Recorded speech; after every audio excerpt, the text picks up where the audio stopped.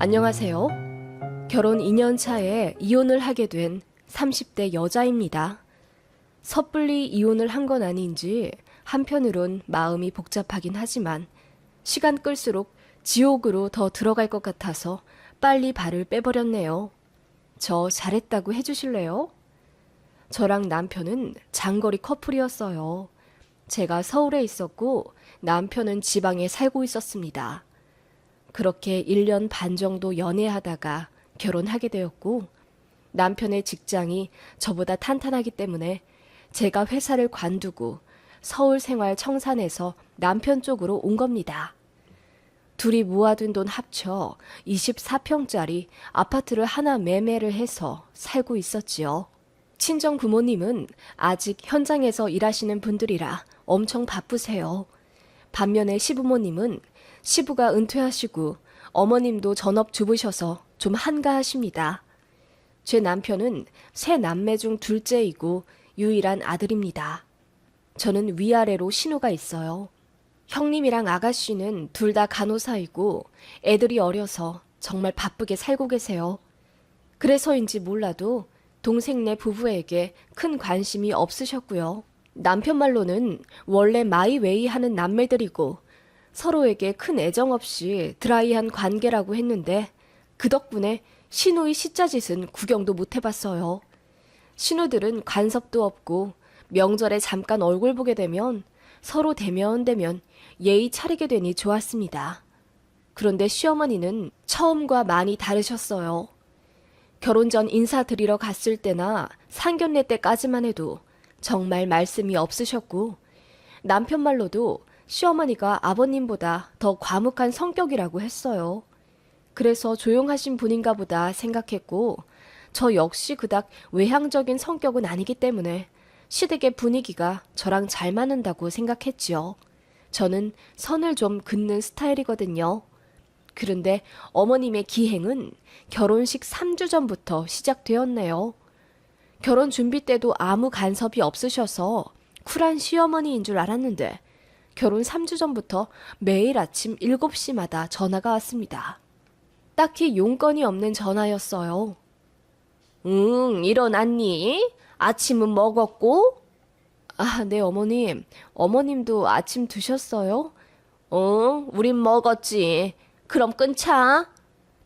이 정도로 간단한 대화인데 정말 매일 아침 7시마다 전화가 오니 너무 스트레스도 받고 이유도 궁금해지더라고요. 남편한테 하소연했더니 자기가 엄마한테 말해보겠다 하여 중재에 나섰고 그제서야 어머님이 아침마다 전화하신 이유를 알게 되었습니다. 제가 회사를 관두었으니 아침에 늦잠 잘까봐 걱정돼서라고 하시더군요. 아침에 일어나 남편을 챙겨줘야 하는데 게으름 피우면 그게 결혼하고 나서도 이어질까봐 노파심에 아침마다 모닝콜처럼 전화를 하신 거였더라고요. 그리고 매일 전화를 해야 결혼 이후에 시부모님에게 자주 안부 전화를 할 것 같아서였답니다. 그래서 그렇게 결혼 3주 전부터 아침 7시마다 전화를 하신 거였다니 저로서는 기가 막힐 뿐이었지요. 남편이 나름 중재를 해줘서 그 이후로는 전화가 안 왔지만 그 일로 시어머니를 좀 다시 보게 되었어요. 안부 전화를 바라는 건 시어른으로서 이해가 가지만 그 방법이 기상천외하다 느꼈거든요. 차라리 저에게 대놓고 이야기를 하시면 좋았을 텐데요. 막상 결혼식장에서는 아무 일도 없었던 듯 저를 맞아주시더라고요. 기분은 이상했지만 워낙 정신이 없어서 시어머니 일은 잊어버렸습니다. 그리고 신나게 신혼여행을 다녀왔지요. 다녀와서 양가에 인사를 드렸는데 또 어이없는 일이 일어났습니다. 저희 부부 여행 다녀와서 양가 부모님들께 선물을 사드렸어요. 면세에서 명품으로 골랐어요. 시아버지랑 친정아버지는 지갑을 사드렸고 시어머니와 친정어머니께는 스카프를 사드렸습니다. 그렇게 돈이 여유가 있진 않았지만 그래도 도리는 하고 싶어 약소하지만 선물을 해드렸지요. 그래도 인당 30에서 40만 원 정도로 골랐어요. 네 분 합치면 결코 무시 못할 금액이었고요. 양가 부모님들 모두 돈도 없을 텐데 뭐 이런 것까지 사왔냐 하며 좋아하셨어요. 어머님도 분명 제 앞에선 그리 말씀하셨죠. 그런데 인사 다 하고 일어날 때 되니 어머님이 잠깐 저보고 안방으로 따라오라 하시더라고요. 그래서 갔더니 어머님이 장롱을 세게 열며 그 안에 있던 가방들을 모두 꺼내 안방에 있는 힘껏 내팽개치시더라고요. 저는 너무 놀라서 식은땀까지 날 정도였어요. 어머님이 갑자기 왜 이러시나 싶었는데 도통 감이 안 잡혔지요. 어머님은 아무렇지 않은 얼굴로 가방들을 제 앞에 발로 미시더니 혹시 이 가방 중에서 갖고 싶은 거 있니? 그럼 가져가려무나. 나는 이제 다 질리고 마음에 안 들어서 버릴 참이었거든. 이라고 말씀하시는 거예요. 제가 놀라서 아니요 어머님 저도 가방이 많아서 라고 말을 더듬으며 대답했더니 어머님이 큰 종이 가방에 그 가방들을 마구 구겨 넣으시고는 그래? 그럼 다 버려야겠다. 라고 하시는 거예요. 그러면서 이제 됐으니 나가보라 하시는데 저는 진짜 제가 무슨 일을 당한 건지 가늠도 안 될 정도로 정신이 혼미해지더라고요. 그렇게 남편이랑 밖에 나와 차를 타자마자 제가 엉엉 울며 어머님이 안방에서 그렇게 하셨다고 이실직고했더니 남편이 믿질 않더라고요. 그리고 시동 끄고 혼자 시댁 올라가 자초지종을 묻고 내려왔는데 남편 표정이 묘했습니다. 어머님 왜 그러셨대? 그게... 남편이 어렵게 입을 떼어 한 말은 충격적이었어요. 제가 신혼여행 다녀와서 시어머니한테 가방을 사주길 바라셨대요. 저는 꿈에도 몰랐죠. 어머님이 말씀을 안 하셨으니까요.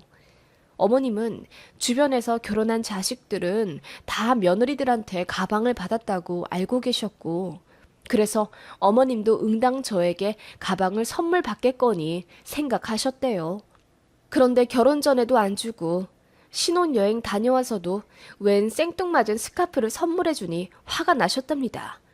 그래서 그렇게 안방에 가서 장롱을 열고 저에게 화풀이를 하신 거였지요. 저는 어이가 없다 못해 기가 쭉 빨렸습니다.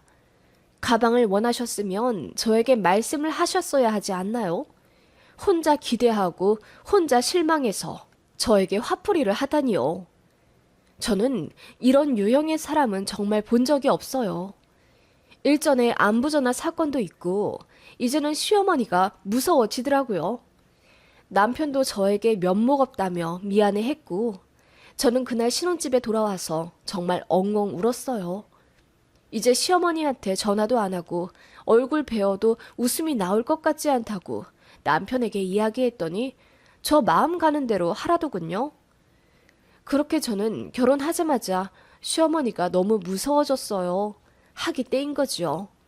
전화 오는 것도 싫고 명절에 시댁 가는 것도 너무 싫어졌어요. 눈치채신 건지 어머님은 은근히 제 눈치를 보시더라고요. 그리고는 자꾸 선물 공세를 하시는데 뭐 시내 금은방에 가서 제 생각이 나서 팔찌를 사셨다며 순금 3돈까지 금을 사주시는가 하면 2주에 한 번꼴로 반찬을 보내기도 하셨는데 그것도 싫어지더라고요. 나중에 무슨 말씀 하실지 몰라서 두렵다고 해야 할까요? 그래서 팔찌는 아예 차보지도 않고 그대로 장롱에 고이 모셔놓고 반찬도 안 주셔도 된다고 말씀드려서 서너 번 받고 그 이후로는 안 받았습니다. 첫 번째 결혼 기념일이 지나니 어머님은 저희 집에 오고 싶다는 말을 자주 하셨어요. 신혼 때 집들이 하면서 한번 오셨었는데 그 이후로는 저도 따로 시부모님을 모시진 않았어요. 그래서인지 어머님은 더 오고 싶다고 하셨고 저희가 어떻게 사는지 궁금하다 하셨네요. 제가 뜨뜻미지근한 반응을 보이니 제 남편에게 자주 조르셨나 봐요. 결국 오셔서 이틀 주무시고 갔는데 정말 힘들었습니다. 안 그래도 시어른이라 안방 침대를 내드리려고 했어요. 누군가는 안방 침대는 절대 사수해야 한다고 하지만 저나 남편이나 어른들에게는 가장 좋은 잠자리를 제공해드려야 한다는 주의라 그렇게 했네요. 그런데 어머님은 그게 너무나도 당연한 것처럼 저희가 잠자리 봐드리기도 전에 이미 안방에 가서 침대에 누워 계시더라고요. 저희 친정부모님은 저희가 안방 쓰시라고 해도 일단 극구 사양하셨거든요. 시어머니 그러는 것 보니 괜히 안방 내드렸다 싶은 심리였습니다. 어머님은 그렇게 당연한 듯 2박 3일 동안 안방을 쓰셨어요. 그렇게 주말 보내고 월요일 아침에 남편 출근 배웅해준 이후 어머님을 터미널에 모셔다 드리기로 했는데 어머님이 갑자기 안 가신다고 하시는 거예요.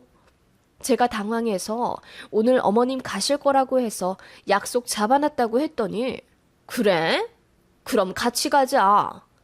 이러시더라고요. 어이가 없어서 거긴 제 친구들 모임이라 어머님 가시면 곤란하다고 했지요. 그랬더니 밥도 사주고 커피도 사줄 건데 뭐가 문제냐는 식으로 나오시더라고요.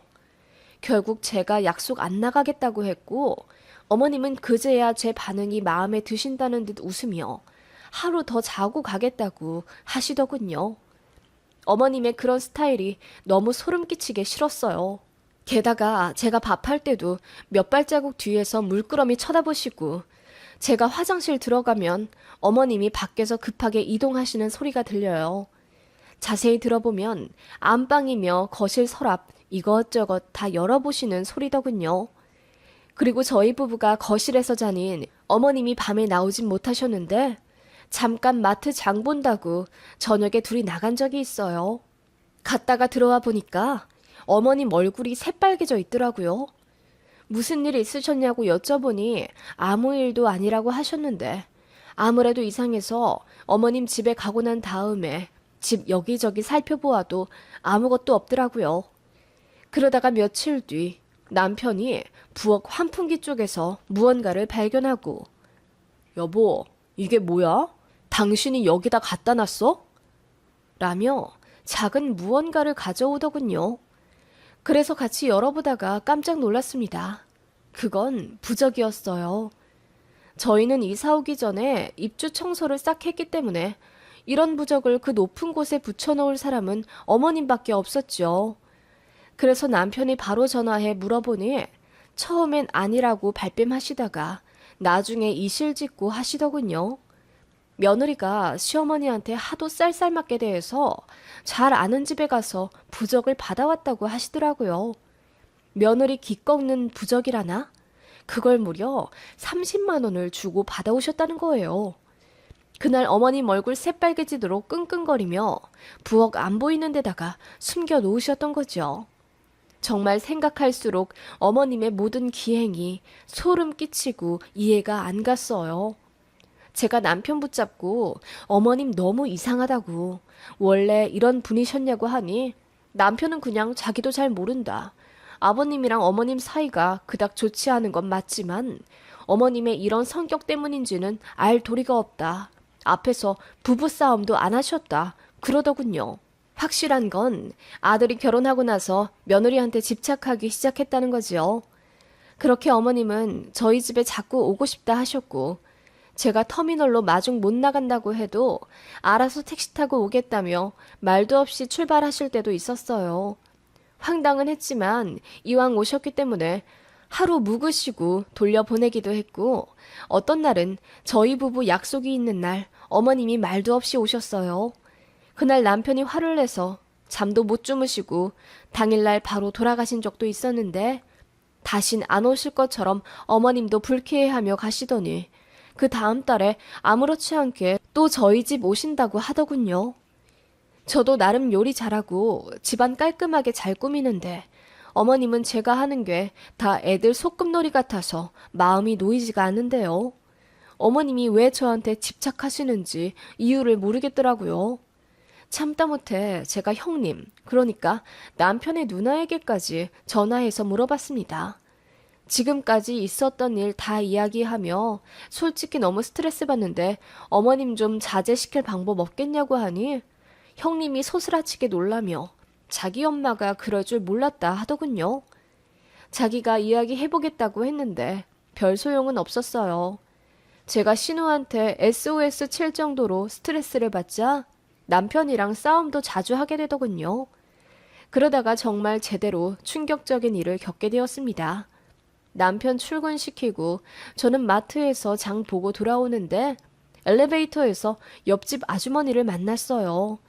저를 보자마자 대번에 표정이 묘해지시더니 뭔가 하실 말씀이 있는 것처럼 안절부절 못하시더라고요.